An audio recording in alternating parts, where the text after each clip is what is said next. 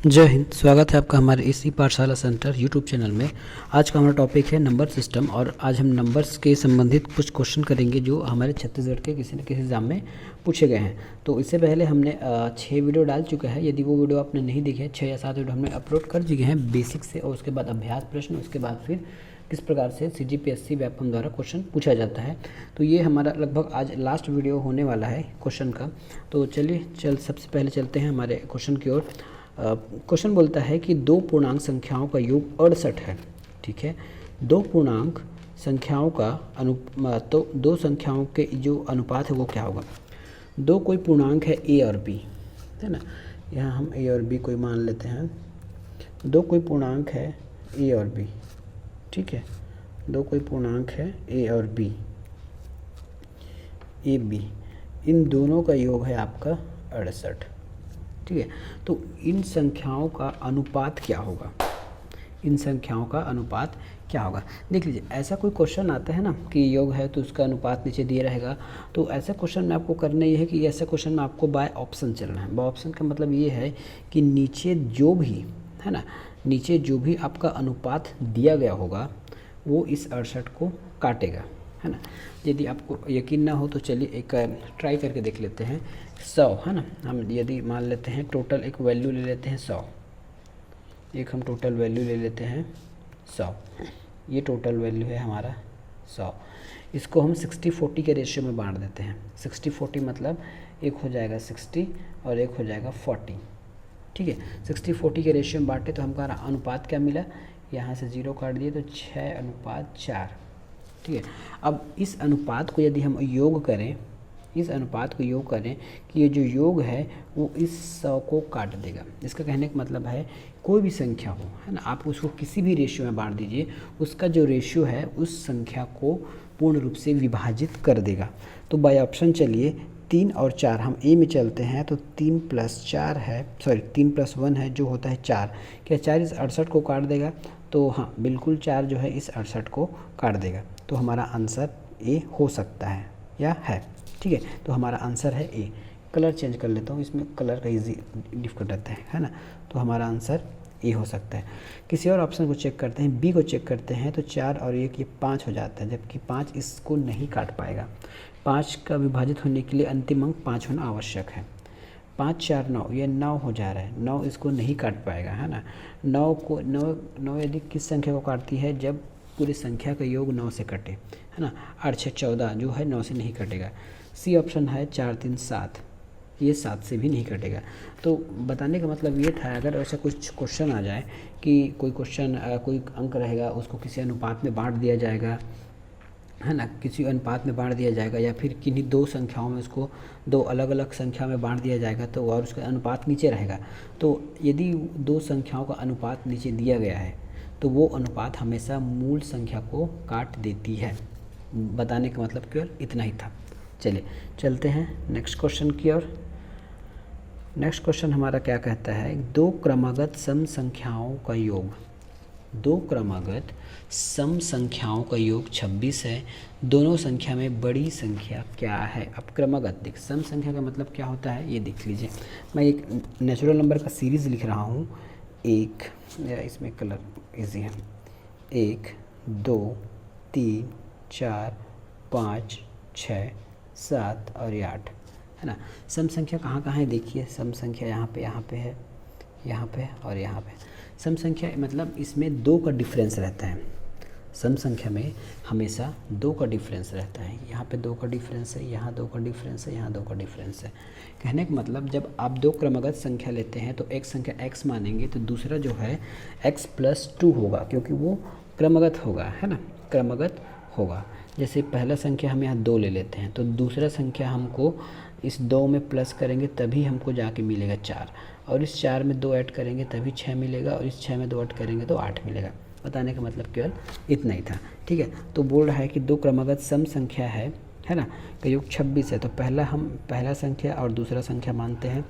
Exam में आपको माना एक से ऐसा लिखने की आवश्यकता नहीं है, शॉर्टकट बनाइएगा। ठीक है, पहला x मान लेते हैं तो दूसरा हो जाएगा हमारा x प्लस 2, क्योंकि 2 के अंतर में है सम संख्या। उसी प्रकार विषम भी 2 के अंतर में रहता है, ये हो गया 26। ठीक है, अब 2 इस साइड जाएगा तो माइनस हो जाएगा, माइनस होगा तो इसको बना देगा 24 और यहाँ हो जाएगा 2x। ठीक है, 2 से इसको काटेंगे तो हमारे पास आ जाएगा 12, है ना। x की वैल्यू 12 हो गई, x की वैल्यू जो है 12 हो गई। हमने x निकाला था, x की वैल्यू 12 है, तो सेकंड दूसरा अंक क्या होगा, इस 12 में 2 जोड़ दीजिए, इस 12 में 2 जोड़ेंगे तो आपको मिल जाएगा 14। तो हमारे पास 2 संख्या आ गए, एक 12 है, दूसरा 14 है। क्वेश्चन पूछा क्या है, दोनों संख्या में से बड़ी क्या है, तो बड़ी तो 14 है। लगा दीजिए ए आंसर को, है ना, आंसर ए हमारा उत्तर हो जाएगा। नेक्स्ट क्वेश्चन चलते हैं। नेक्स्ट क्वेश्चन है, दो संख्याओं का अंतर, दो जो संख्या है, दो संख्याओं का अंतर, ठीक है, दो संख्याओं का अंतर उसके योग का 30% है। ठीक है, दो संख्याओं का अंतर है, उसके योग का 30% है, दोनों संख्याओं का अनुपात क्या होगा। ठीक है, पहले तो हम इसको प्रतिशत में है तो प्रतिशत देख लेते हैं। प्रतिशत क्या बोला है, 30%। 30% को हम फ्रैक्शन में चेंज कर लेंगे, ये है हमारा 30%। 30% मतलब होता है 3/10। 30% मतलब होता है 3/10। ठीक है, यदि हमको योग निकालना है, देखिए हमको यहीं से निकालना है, यदि हमको योग निकालना है तो हम यहीं से योग कर देंगे। योग निकालना है तो ये देखिए, ये हम योग निकालते हैं, योग निकालेंगे तो ये हो जाएगा हमारा 13। ठीक है, अंतर निकाल देते हैं हम, तो यहीं से अंतर ही निकालना है तो ये हो जाएगा 7। ठीक है, तो दोनों संख्याओं का अनुपात पूछा है, या तो 7/13 होगा या 7/13 होगा, तो आंसर हमारा सी है। देख लीजिए इस प्रकार, ऐसे आपको शॉर्टकट निकालना है। माना एक से है, ये है, वो है, करते रहेंगे ना तो फिर आपका क्वेश्चन कभी आप सॉल्व नहीं कर पाओगे और बाकी आपकी क्लास की घंटी बज जाएगी, है ना। तो घंटी ना बजे इसलिए आप अपने दिमाग की घंटी अच्छे से जलाइएगा, इस प्रकार शॉर्ट में क्वेश्चन बनाइएगा। नेक्स्ट क्या है, यदि x एक धनात्मक है, ये क्वेश्चन शायद हमने पहले किया है, नहीं तो फिर और कर लेते हैं। x एक धनात्मक है, ठीक है, यदि x एक धनात्मक विषम संख्या है ना, x धनात्मक है और विषम है, और y एक धनात्मक सम है, तो निम्न में से कौन सा विषम होगा। विषम के लिए हमको क्या आवश्यकता पड़ता है, विषम के लिए यदि कोई कंडीशन हमको विषम करना है, यहाँ प्लस फॉर्मेट में दिया है, इनटू में भी दिया है, प्लस फॉर्मेट में करना है, तो विषम क्या होगा। चलिए हम किसी दो एक धनात्मक और विषम को ऐड करके देखते हैं, कॉन्सेप्ट से समझते हैं। x एक विषम है तो विषम एक हमारा एक विषम हो सकता है, बिल्कुल हो सकता है। तो यहाँ पे एक प्लस कोई एक सम ले लेते हैं, है ना, ये y, तो पहला x है दूसरा y है, हमारा आंसर आ जाएगा विषम में। ठीक है, अगला कोई एक और विषम लेते हैं 5, एक और सम ले लेते हैं 4, ये हो जाएगा 9। कहने का मतलब ये है, यदि एक सम और एक विषम को यदि आप प्लस करते हो तो आंसर हमेशा आपका विषम में ही आता है। ये मैंने पहली क्लास में कॉन्सेप्ट के दौरान बता दिया था। इंटू वाला देखना चाहते हैं तो इंटू वाला देख लीजिए, क्योंकि यहाँ इंटू में भी ऑप्शन दिया गया है डी में। तो हम एक विषम ले लेते हैं x को, x × 2, तो ये हो जाएगा हमारा 2। ठीक है, 5 × 4, ये हो जाएगा हमारा 20। और कोई लिख लेते हैं 7 × 8, 56। कहने का मतलब ये है, यदि आप सम और विषम को गुणा करते हैं तो हमेशा हमको सम संख्या प्राप्त होती है, और हमको निकालना क्या है, क्वेश्चन में बोला गया है विषम होगा, तो विषम होने के लिए क्या होना चाहिए, x और y को प्लस करना चाहिए। x और y प्लस किस में है, तो ऑप्शन नंबर ए, x और y आपका प्लस है। जैसे ही x y प्लस होगा तो आपको ऑड नंबर दिखना चालू हो जाएगा। ठीक है, चलते हैं नेक्स्ट क्वेश्चन की ओर। नेक्स्ट क्वेश्चन क्या कहता है, 10 से 25 के बीच अभाज्य संख्याएं कितनी है। 10 से 25 के बीच अभाज्य संख्याएं कितनी है, इसको आपको निकाल सकते हैं, इसमें कोई ट्रिक नहीं लगेगा, आपको इसको अभाज्य संख्या आपको याद करना पड़ेगा। तो 10 से चलते हैं तो हमारा 11 एक अभाज्य संख्या है, ठीक है, 13 एक अभाज्य संख्या है, बिल्कुल, 17 है, 19 है और 23 है, ये 19 है ना, ठीक है, और 23 है। ठीक है, टोटल कितने अभाज्य संख्या हो गए, 24 नहीं है। ठीक है, 24 किसी न किसी भाग जाता है, तो 1 2 3 4 5, तो हमारे पास 5 अभाज्य संख्या है, option number D, option number D. Next question कैसा है, 2 से 15 तक प्राकृतिक संख्याओं का कितना भाग अभाज्य संख्या है। 2 से 15 तक प्राकृतिक संख्याओं का कितना भाग अभाज्य संख्या है। तो सबसे पहले आपको 2 से 15 तक प्राकृतिक संख्या निकालने होंगे। 2 से 15 तक बोला है तो टोटल 1 से 15 तक तो हमारा होता है, 2 से 15 बोला ना, तो 2 से 15 तक हो जाएगा आपका 14, लेकिन इसमें एक आपको कम करना है ना। 2 से 15 तक बोला है तो 2 से 15 तक, 1 से 15 तक तो 15 होता है, 2 से बोला है तो इसमें एक कम करेंगे तो टोटल हमारे पास जो है नेचुरल नंबर आ जाएंगे। ठीक है, नेचुरल नंबर आपके 14 आ जाएंगे जो 2 से 15 तक वेरी करेंगे।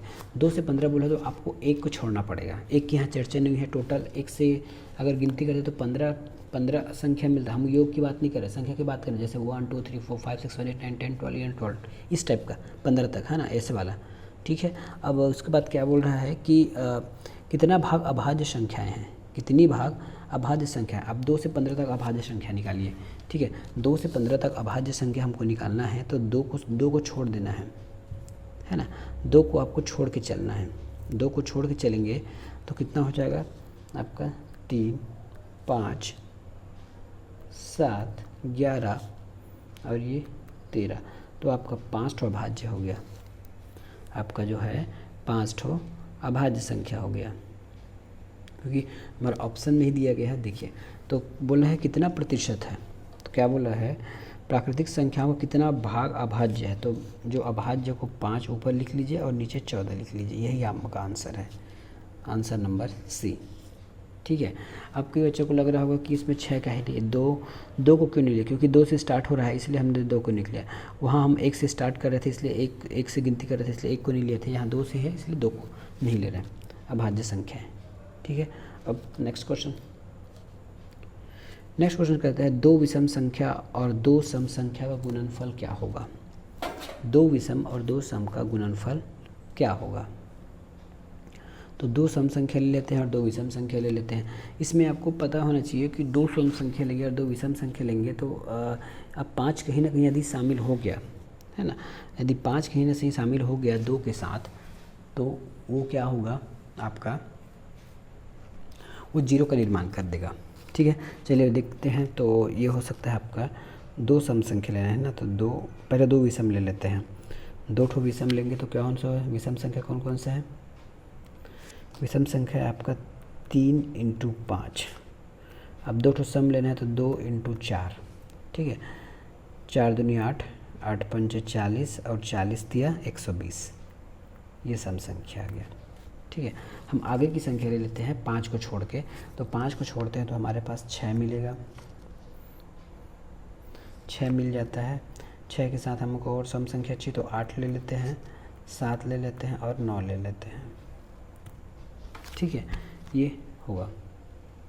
ठीक है, तो इसमें आंसर आपका आया था सम विषम सम, 0 से अधिक 0 से कम, क्योंकि यहाँ सम संख्या है तो क्वेश्चन मेरे को देखिए इसमें ऑप्शन आपका इसमें सम संख्या लिया है, इसमें ऑप्शन जो है सम संख्या लिया है और सम ही आएगा, क्योंकि जब आप सम को विषम से गुना करते हैं तो आपको एक सम संख्या ही मिलती है। आप कहीं से भी गुना कर लीजिए है ना, सम संख्या इसलिए आएगा क्योंकि आप सम संख्या को किसी भी विषम संख्या से गुना कर लीजिए है ना, वो आपको सम ही देगा। ये टॉपिक मैं पहले ही पढ़ा चुका हूँ, even into odd is equal to even. ठीक है, even into odd is equal to even, तो इस प्रकार से यह हो जाएगा आपका सम। आप किसी भी सम और किसी भी सम को गुना करके देख लीजिएगा। अगला क्वेश्चन है जब 5 से बड़ी अभाज्य संख्या 6 से विभाजित होती तो शेषफल क्या आएगा। इसमें कोई कुछ पूछने वाली बात है। मैं जब प्राइम नंबर पढ़ा रहा था तब चिल्ला के बताया था इस चीज़ को है ना, कि किसी भी संख्या को यदि हम 6 से विभाजित कर देते हैं, यदि शेषफल आपका 1 या 5 आ जाता है तो वो चांस हो जाता है कि वो प्राइम नंबर हो है ना।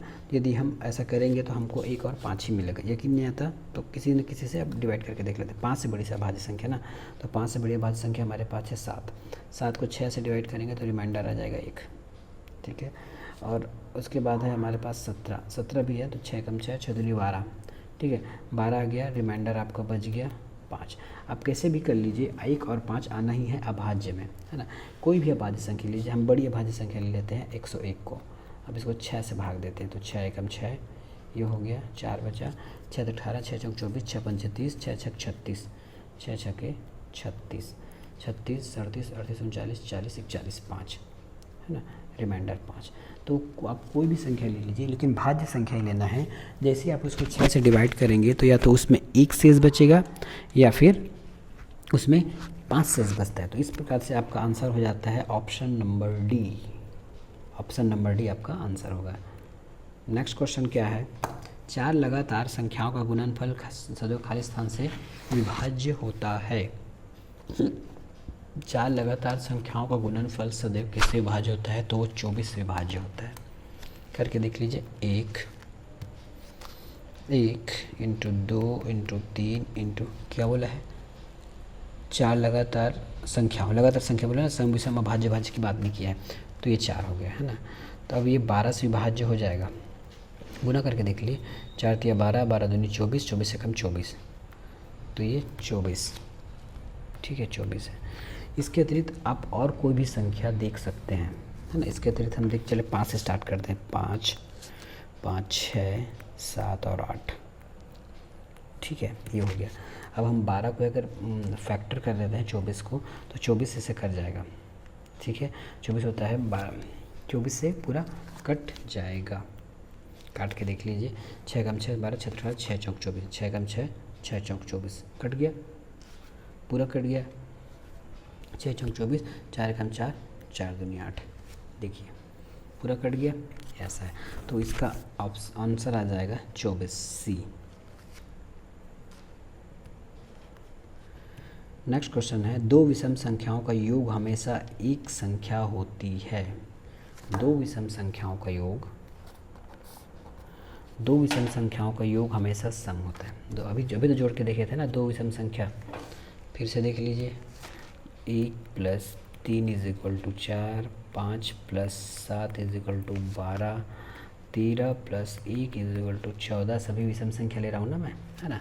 और 13 + 17 = होता है 7 3 10, ये 30, ठीक है। तो ये सभी सम संख्या हैं। आंसर क्या आ जाएगा आपका, बी, सम होगा आंसर बी, ठीक है। नेक्स्ट क्वेश्चन कहता है, पहली 10 विषम संख्याओं का योग क्या है। पहली 10 विषम संख्याओं का योग क्या है। तो पहली 10 विषम संख्याओं को जोड़ दीजिए, विषम संख्या क्या आएंगी, 10 ठो लिखना है ना, 10 विषम संख्या। तो 1 2 ये 3 ये 4 ये 5 ये 6 ये 7 ये 8 ये 9 और ये 10, इन सभी को जोड़ दीजिए। इसमें आपको अगर सभी विषम संख्याओं का योग निकालना है, तो योग के लिए आपको क्या पड़ेगा, इसके लिए फार्मूला रहता है इन E + L/2, क्योंकि 2 इसलिए दिया गया है क्योंकि विषम और सम संख्या जो है 2 के अंतराल में होता है, ठीक है। और n बोला है तो n हमारे पास कितना है, 10 संख्या है, ठीक है। ये मतलब प्रारंभ नंबर, 1 प्लस लास्ट 19 / 2, ठीक है। तो ये हो गया 10 × 20 × 2, ठीक है। ये हो जाएगा 10 10 10 100, आंसर हो जाएगा हमारा 100, सी नंबर हमारा आंसर हो जाएगा। अब निम्नलिखित में से कौन सी एक अभाज्य संख्या है, आपको अभाज्य संख्या पहचाननी है। इसमें आपको अभाज्य संख्याएं पहचाननी है। निम्न में से कौन सी एक अभाज्य संख्या है, तो अभाज्य संख्या सबको पता है 43 है ना, बी आपका अभाज्य संख्या है। जैसे देख लीजिए, बाकी आप से कहीं ना कहीं से कट जाएगा, 7 कट जाता है, 39 13 39 कट जाता है, 17 ये सब 19 से कट जाता है, 17 से कट जाता है, सभी जो कोई ना कोई संख्या किसी से कट जाता है, 43 किसी से नहीं कटता, इसलिए अभाज्य संख्या है। अगला क्वेश्चन है, 2 क्रमागत सम संख्याओं का गुणनफल 80 है। 2 क्रमागत सम संख्याओं का गुणनफल 80 है। 2 क्रमागत सम संख्याओं का गुणनफल 80 है। चलिए ठीक है, 2 कोई क्रमागत संख्या ले लेते हैं, उसका गुणनफल 80 है, तो उसका औसत क्या होगा। 2 क्रमागत ऐसा कौन सी संख्या हो सकता है जिसका गुणनफल 80 हो सकता है। गुणनफल बोला ना, प्लस में नहीं बोला है, गुणनफल है। गुणनफल है, या तो इसको फॉर्मेट में डाल के निकाल लीजिए, इसमें आपको एक्सप्रेशन लगाना होंगे। ऑप्शन से बनाना चाहते हैं तो इसको ऑप्शन से बना लीजिए। पहले तो 2 ऐसा कोई संख्या बताए, क्रमागत बोल रहे हैं ना, तो 80 को कौन 2 बार लगातार काट सकता है, तो क्या हो सकता है इसमें 80 में, आपका क्रमागत सम बोला है ना, क्रमागत सम बोला है। तो सम में एक तो आपका x होगा प्लस x प्लस 2 होगा, जो आप इसको 80 को काटेगा। क्या इसमें हम 8 रख के देख सकते हैं, है ना? इसमें 8 रख के देखेंगे और तो ये हो जाएगा 10, और इन दोनों को गुना करेंगे तो ये हो जाएगा 80। ठीक है, ज़्यादा ऐसा होता है तो 80 को आप फैक्टर करके देख लीजिए, 10 × 8 इस प्रकार का, और ये दोनों लगातार क्रम है। अगर आप इसका इक्वेशन बनाने चले गए, है ना, इक्वेशन बनाने चले गए कि माना x plus 2 is equal to 80, तो वो एक लंबा प्रोसेस हो जाएगा, है ना। उसमें आपको एक समीकरण मिलेगा, आप उसको हल करते आपके पसीने निकल जाएंगे। और यदि फास्ट बताना है तो ऐसा क्वेश्चन बनाना चाहिए। और ये तो हल्का क्वेश्चन है, छोटा सा अंक पूछा है 80, इसके लिए आपको x मानने की आवश्यकता नहीं होनी चाहिए। यदि कुछ भी ऐसा कोई प्रॉब्लम होता है तो सबसे पहले किसी भी अंक संख्या का फैक्टर कर लीजिए। 80 बोला है ना, तो 80 को पहले 2 भागों में आराम से तोड़ लीजिए, है ना। एक होता है 10, एक होता है 8, इतना तो आप कोई कर सकता है। अब क्या बोला है कि दो क्रमागत सम, तो क्या ये दोनों क्रमागत संख्या है? बिल्कुल है, सम है। 8 के बाद सीधा सम संख्या 10 आता है, तो ये हो गया।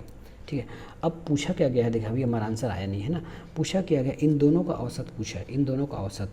तो इन दोनों का औसत हो तो 10 + 8 / 2। ठीक है, 8 दूनी 8, 10 और 8 हो जाता है 18। 18 को 2 से भाग देंगे तो औसत आ जाएगा 9, जो हमारा आंसर बी में एग्जिस्ट करता है। Answer B. चलिए नेक्स्ट क्वेश्चन की ओर चलते हैं। नेक्स्ट क्वेश्चन क्या कहता है, ए जो है 2 अंकों की सबसे बड़ी अभाज्य संख्या है। 2 अंकों की सबसे बड़ी अभाज्य संख्या मैंने आपको बताया है। 2 अंकों की सबसे बड़ी अभाज्य संख्या देख, 1 अंकों की सबसे छोटी अभाज्य संख्या 1 है, 2 है ना, और सबसे 1 अंक की सबसे बड़ी अभाज्य संख्या आपकी 7 है। ठीक है, 2 अंकों की सबसे छोटी कौन सी है, तो 2 अंकों की सबसे छोटी है आपकी 11, ये भाज्य संख्या, और बड़ी है आपका 97, और 3 अंकों का सबसे छोटा है आपका 101, इस प्रकार से। ठीक है, तो हमको 97 पूछा गया है, 2 अंक की सबसे बड़ी पूछा है। 2 अंक की सबसे बड़ी संख्या कौन सा है, तो आपका 97 है, 97। इसको 6 से भाग दीजिए तो रिमाइंडर क्या आएगा, तो रिमाइंडर आपका आता है 1। भाग करके देख लीजिएगा। चलिए भाग करके देख ही लेते हैं। ये होता है 97 + 6 है ना, तो ये जो होता है 6 × 6, ये हो जाएगा आपका 3, और 6 × 6 = 36। देखिए 36 हो गया, माइनस रिमाइंडर आ गया 1। ठीक है, तो आंसर नंबर सी आपका उत्तर हो जाएगा। नेक्स्ट क्वेश्चन है, ए और 2 दोनों भाज्य संख्या है ना। ये जो है 2 अभाज्य संख्या ए और बी इस प्रकार हैं कि बी जो है बड़ा है ए से। ठीक है, अभाज्य संख्या ना, प्राइम नंबर है, और बी बड़ा है। 2 ठो हम अभाज्य संख्या लेंगे ए और बी, जिसमें से बी बड़ा है। ए तथा बी का लघुत्तम 65 है। देखिए आपको पता होगा, जब भी हम प्राइम नंबर पढ़ते हैं तो प्राइम नंबर का, यदि 2 प्राइम नंबर है तो उनका लघुत्तम क्या होगा, उनका गुणा ही होगा। लघुत्तम गुणा होने का कारण ये है क्योंकि दोनों अभाज्य संख्याओं में कोई भी कॉमन फैक्टर नहीं मिलेंगे, इसलिए उन संख्याओं को ही हम आपस में गुणा कर देते हैं। ठीक है, तो 65 किन 2 अभाज्य संख्याओं का गुणनफल है, तो 65 जो है अभाज्य संख्या है। पहले अभाज्य संख्या ऐसे निकाल लीजिए, है ना, तो या तो 1 से कटेगा या 65 से कटेगा ये। ठीक है, 65 से कटेगा। अब बोला गया है कि 2 अभाज्य संख्या है, तो ये 65 किससे कट सकता है, तो अभाज्य संख्या में क्या आ जाएगा आपका, अभाज्य संख्या में आपका आ जाएगा, एक तो 5 है और एक तो 13 है। ये इन देखिए 65 भी है, 1 भी है, लेकिन ये अभाज्य नहीं है, जबकि 5 और 13 अभाज्य है, और 13 × 5 = 65 होता भी है। ठीक है, तो बी का मान, तो बी का देख हमारे पास 2 ठो अभाज्य आ गया, एक 5 और एक 13। बी का मान पूछा है, और बी जो है 1 से बड़ा है, तो 1 से बड़ा है, ए से बड़ा, इसको ए मान लेते हैं और इसको बी मान लेते हैं, तो बी की वैल्यू क्या आ गई, 13। आंसर क्रमांक 1 ए, ये आपका 13 आंसर आ गया, है ना। इसमें एक्स वाई मानने का भूल मत कीजिएगा, है ना। कुछ चीज़ें आपको याद होनी चाहिए, है ना। 65 का जैसे आप गुणनखंड करेंगे तो 1 और 65 आ जाएगा। 65 हम ले नहीं सकते क्योंकि ये भाज्य संख्या है। 1 हम लेंगे नहीं, क्यों नहीं लेंगे, क्योंकि 1 ना तो अभाज्य है ना अभाज्य है। बचा हमारे पास 2, 5 और 13, ये दोनों हमारे अभाज्य संख्या है, इसीलिए इसको लिया गया है। तो यही 2 ठो संख्या है, ए और बी यही दोनों हैं। अगला क्वेश्चन क्या कहता है, देखिए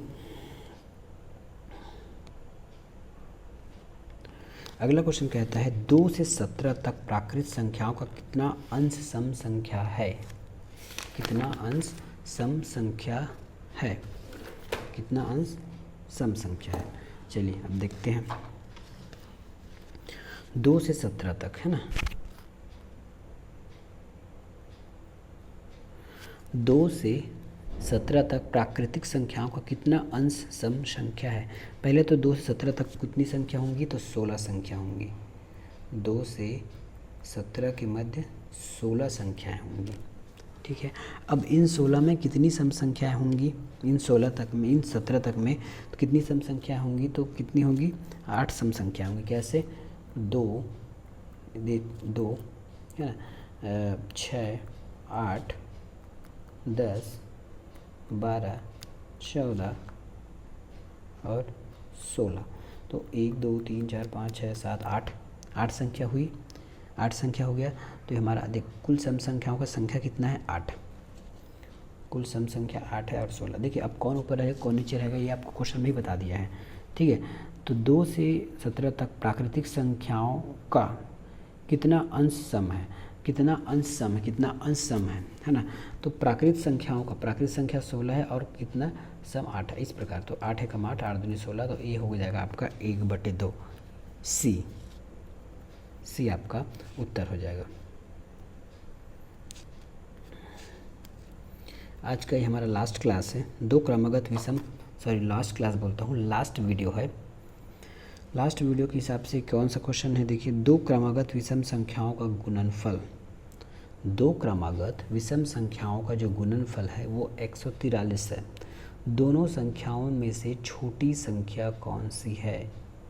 दोनों संख्याओं में छोटी संख्या कौन सी? हमको विषम संख्या बोला है, तो विषम संख्या और सम संख्या जो है दोनों जो है 2 के अंतर में रहता है। पहले मान लेते हैं फर्स्ट संख्या, दूसरा मान लेते हैं सेकंड संख्या। पहला x होगा तो दूसरा x+2 होगा, है ना। और इनका गुणनफल 143 है। इनका गुणनफल 143 है। हमको 3 के गुणज मिल, देखिए हम यहाँ 5 नहीं लेंगे, है ना। कभी भी 5 आप मत लीजिएगा पहली और या फिर दूसरी संख्या में, क्योंकि 5 जैसी आएगा तो विषम तो जो यूनिट डिजिट है संख्या का वो 5 हो जाएगा, जबकि हमारे पास यूनिट डिजिट 5 नहीं है, हमारे पास यूनिट डिजिट 3 दिया गया है। 43 में यूनिट डिजिट क्या है? 3 दिया गया है, ठीक है। तो आप इसको बाय ऑप्शन सॉल्व करेंगे तो कैसा होगा? देखिए बाय ऑप्शन सॉल्व करेंगे तो ये हो जाएगा आपका 11। देखिए आपको क्रमागत बोला है ना, तो यदि आप 11 लेंगे तो उसके बाद विषम संख्या क्या आती है? 13। ये 11 के बाद ये आती है 13। तो ये 2 विषम संख्या हैं, इनको गुना करेंगे तो आपको 143 मिल जाएगा। और इसको प्रोसेस से सॉल्व करना है वो मान के करते रहिए x × 2, और ये फिर एक इक्वेशन बनेगा और इक्वेशन में आपको बहुत समय लग जाएगा। तो ये ऑप्शन से भी आप चुन सकते हैं, है ना। आपको 2 संख्या में आपकी छोटी संख्या पूछी गई है ना। तो यदि आप ऑप्शन में रख के देखते हैं कि मान लेते हैं मैं छोटी संख्या 13 ही मान लेता हूँ, है ना। चलिए इस क्वेश्चन को अगर और हल करना चाहते हैं तो कैसे हल हो सकता है ये देखिए। इस क्वेश्चन को यदि आप और हल करना चाहते हैं तो ये कैसे हो सकता है ये देखिए। मान लेते हैं मैं ऑप्शन से चल रहा हूँ ना, क्योंकि मुझे इक्वेशन ज़्यादा बड़ा नहीं करना है, मैं ऑप्शन से चल रहा हूँ। ऑप्शन में यदि मैं 13 ले लेता हूँ, छोटी संख्या मतलब छोटी संख्या है, छोटी मतलब x होगा। यदि मैं इसको 13 ले लेता हूँ तो अगला मुझे 15 लेना पड़ेगा, और यदि यूनिट डिजिट 5 आ गया तो अब यदि आप किसी भी विषम संख्या से गुना करोगे तो यूनिट डिजिट 5 हो जाता है, जबकि 143 में यूनिट डिजिट 3 है। तो हम 13 तो ले नहीं सकते, 13 काट दिया, ठीक है। 9 ले लेते हैं, 9 के बाद अगला कौन सा होगा? 11 होगा। तो क्या देखिए इसको तुरंत गुना करके देखिए, 9 एकम 9, यूनिट डिजिट 9 आ रहा है, ये भी नहीं हो सकता, ठीक है। अब बचा हमारे पास 15 ले नहीं सकते। मैं भी बताया हूँ अगर 15 लेंगे या उसको छोटे संख्या मिले या बड़े संख्या मिले, 15 लेंगे तो यूनिट डिजिट 5 कर देगा। लास्ट हमारा पास बचता है 11, है ना। जैसे हम 11 ले लेते हैं छोटा संख्या, तो बड़ा संख्या क्या हो गया? 13 हो गया, और 13 और 11 गुना करेंगे तो 143 आ जाएगा। ऐसे कई बार आपको ऑप्शन से ही बनाना पड़ेगा, है ना। नहीं तो x+2 मानेंगे, इंटू करेंगे, वो 143 होगा, एक इक्वेशन आएगा, फिर उसमें बहुत लंबा प्रोसेस लग जाएगा। फास्ट तरीका यही होता है, कुछ क्वेश्चन ऑप्शन से ही बनते हैं। तो आज का क्वेश्चन या आज का वीडियो यहीं समाप्त करते हैं, मिलेंगे नेक्स्ट वीडियो में। और हमारा नंबर्स का जो चैप्टर था, है ना, नंबर सिस्टम में नंबर्स मतलब क्लासिफिकेशन ऑफ नंबर, संख्याओं का वर्गीकरण, आज यहीं समाप्त होता है। मिलेंगे नेक्स्ट वीडियो में नए टॉपिक के साथ, तब तक धन्यवाद, जय हिंद।